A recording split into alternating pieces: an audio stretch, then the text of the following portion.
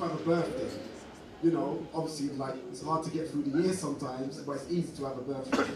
But what is more important is when you can celebrate good people around you. That's what's even better, because when all is said and done, we all need a network around us, we all need a team around us, and sometimes family's not family, but friends are family. Do you understand what I'm saying? So when you can connect good people together, and everyone can bond and find something together as a collective, that becomes family. So I'm going to introduce some of who I call my family. So I'm going to have probably about 10 people I'm going to bring up.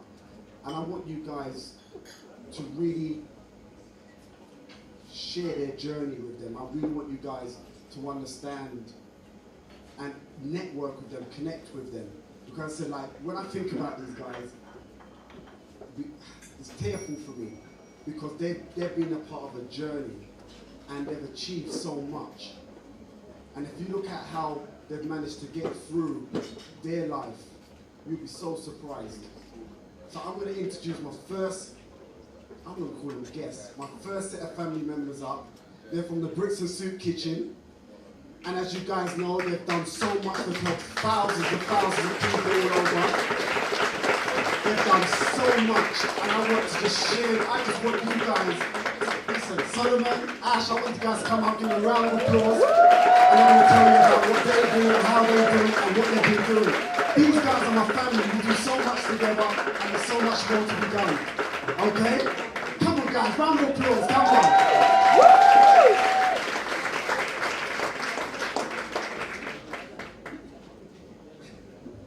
Evening guys, I'm Hashi, this is Solomon.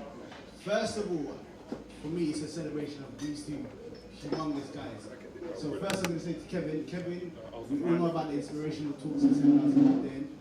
One of the first things that he done, he came over to the soup kitchen and we was having, again, you're going to hear the story, Solomon's going to start the story, but we didn't start off as a business, we started off as trying to right or wrong. And Kevin came and he done a session with the team around the structures that we need, the management, roles and responsibilities. So again, I just want to give him, can you give him a round of applause again for being one of our first members. We've got Michael, CK. Sorry, no snitching, no snitching. Again, big inspiration for us. Mr. MBE, you know, can you put your hand together for him? Mr. MBE. Mr. Peckham BMX cycling, you know. I'm not going to ask why there's none in Brixton, but I'm just going to leave it. We'll have a talk. But for me, that's amazing. And one of the things we always struggle with is funding. So I don't know how we got £1.2 million out of somewhere. So again, we'll talk about that. Put our hand together again, please. So for me, this is a celebration of what they've brought to our community. It's very easy for people to do things like that, and it's not for the community, it's for the pockets. And then they disappear, you don't see them no more. They start inviting you to the Hilton in Birmingham or something. Or start telling you we're going to do a seminar in Dubai and you have to pay £2,000 to come. Again, for me, it's inspiration what they've done. We're going to talk about a little bit about the soup kitchen now. But for me, I just wanted to highlight them because they're trying to highlight us even on their day. And again, that for me shows their character again.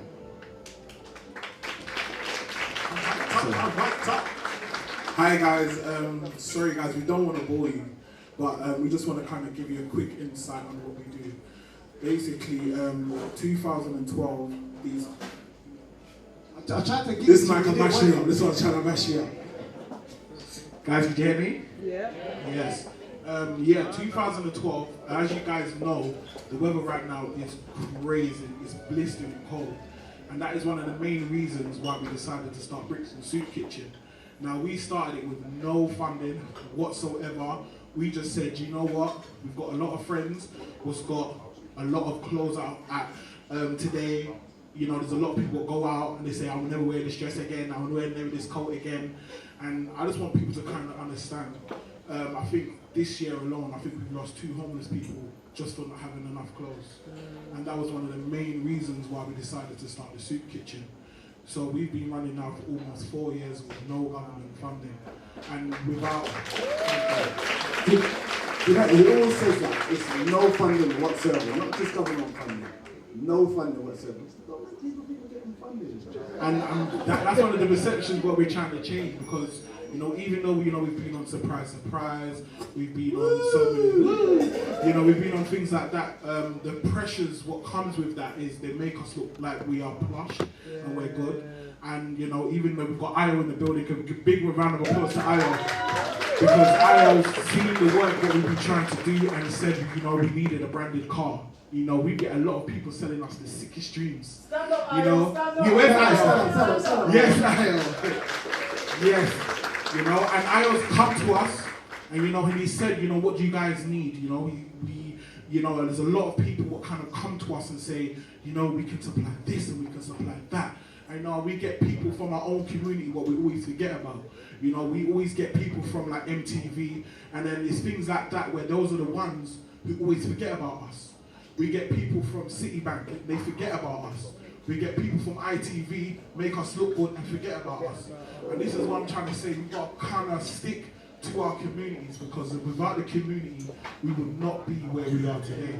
So I just want to just give you guys a big thank you applause for having us here today. And I'm going to make Hashi go on some more before I start rambling on.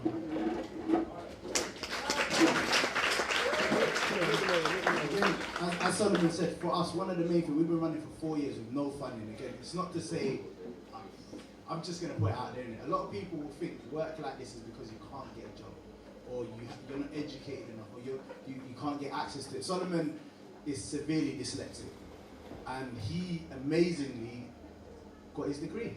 Like, he really, no. If you know Solomon, you know what I got a degree, guys. And earlier this year, again, in celebration of Solomon, earlier this year he was awarded his honorary masters. My mum was proud of me. She ain't kicking me out of the house no more. She ain't kicking me out. And for us, again, we've been running for 4 years, no funding whatsoever. It's not to say we haven't applied for funding. It's just that, I'll give you an example. So last year and this year, we was featured in the Evening Standard's Top 1,000 Influential Londoners, which is an amazing thing. Top 1,000 out of 8.6 million people. So that was amazing. 3 months later, we applied for the Evening Standard Dispossessed Fund, and they said, unfortunately, our program was not unique enough. So that's the kind of issue that we've been going through. So again, I just want a round of applause for Ayo, please, because again, he is someone. I know he's getting embarrassed. But again, he's someone who said to us, "What do you need?" He sat down with us and allowed us to tell our story, and then he supported us. So you'll see these 2 cars flying around with Solomon's face on it. And people think, they've got funding, but what it is the support that we've got from the community has allowed us to continue doing this work. We started off doing this work because we saw homelessness as people sleeping in the street. And as we continue doing the work, we started learning terms such as partial homelessness, which is where people are getting benefits, and the benefits are paying directly into their rent, but they've got nothing left over. Sofa surfing, which a lot of young people are affected by it. But they don't realize that they're homeless because they don't have a set address. So they can't tap into the vast resources there for homeless people. And for us, we changed our whole strategy in terms of the company and turned it into a community support center. So now, unlike a lot of food banks, I'm not going to bore you too long, I'm going to start talking really quickly now. Unlike food banks, we don't ask people to prove that they're homeless, because the question is, what do we do? Go and follow you to your lack of house? Right. Like, it's impossible to even imagine. So what we do is we identify that food is not the solution to the problem. We use food as the facilitator of engagement. So we get people that are not used to people doing good things for them. They're not used to asking. They're not used to having conversations. We bring them in and we feed them. You can tell we're well fed. So they're confident in our ability. So when they come in, we feed them. We feed ourselves as well. So we've got energy to continue the conversation. And then we start looking at what issues are. We find out if they've got mental health problems. 78% of our services have mental health. Right now in Lambeth. In Lambeth, we have the highest rates of mental health, as in bad mental health. We've also got the highest incidence of youth violence. We've also got, this is going to sound scary now, we've also got the highest rates of HIV and the second highest rates of teen pregnancy. So as a soup kitchen, we don't just deal with homeless people, we deal with all the issues of the community, and then we signpost. So again, please, I've got some flyers on me. I'm gonna leave them with Kevin. Please do shout us. Christmas is an amazing time for us.